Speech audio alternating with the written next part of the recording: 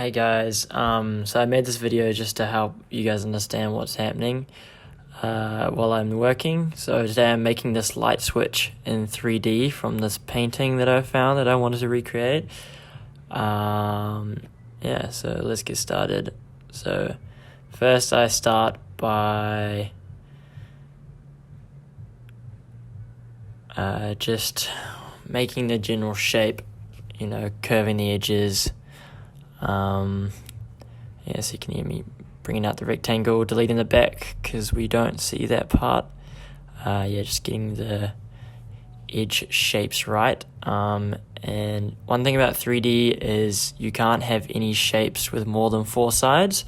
So that's why I was drawing those lines across, just to make sure all of the all the shapes were squares. Otherwise it doesn't work with other programs. So I'm just slowly extruding in and making that curve up, because that's how the light switch model looks in the scene. And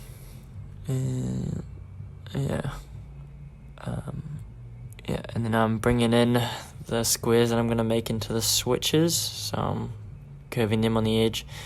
Now, it looks like I'm doing this way easier, and the only reason why is because I already know how to make this, because I made it yesterday and then forgot to save it and everything got deleted, so I had to come back in today and then make it again. So yeah, I'm just putting the curved edges on there, and now I'm curving the switch like it looks like, curving the rectangle so it looks like a rocker switch like it does in the painting. Just sizing that up and duplicating that. And then the second switch has 2 individual switches that are switched opposingly. So I take the first switch, cut it in half, fill in the hole that's left by it getting cut in half. And then I have to make sure that everything's squares again. Everything is squares. So I cut lines across it. Yeah. Put that in, duplicate it. I was just softening the edges so I don't have to do it again on the duplicated side. So yeah, rotate those. Just getting the position correct. And now, what am I doing? Okay, I'm putting more edge loops in, so the edges are rounder, so they're not so sharp.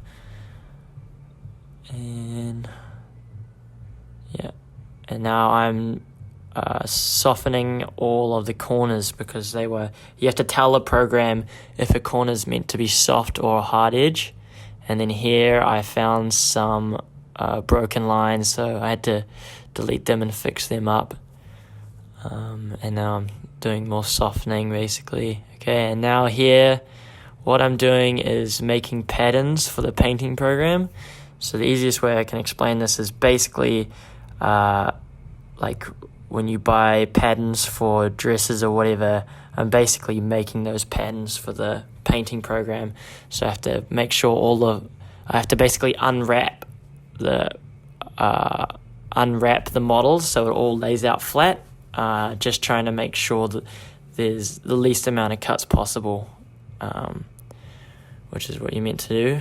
And now here I'm assigning a color so the program knows which object I'm texturing. So yeah, just assigning it a pink color so it stands out from the background for now. And yeah, just renaming it and putting all the shapes together into one object so it's easy to texture. And here I'm just making a project file because I hadn't done that earlier, so I can keep all the files for this project in one spot. And now I'm exporting the light switch into an FBX file, which I can then import into the painting software. Substance Painter is this painting software I use. Just setting up the file for the Substance Painter, making sure it has all the right settings. And yeah, here it is, imported.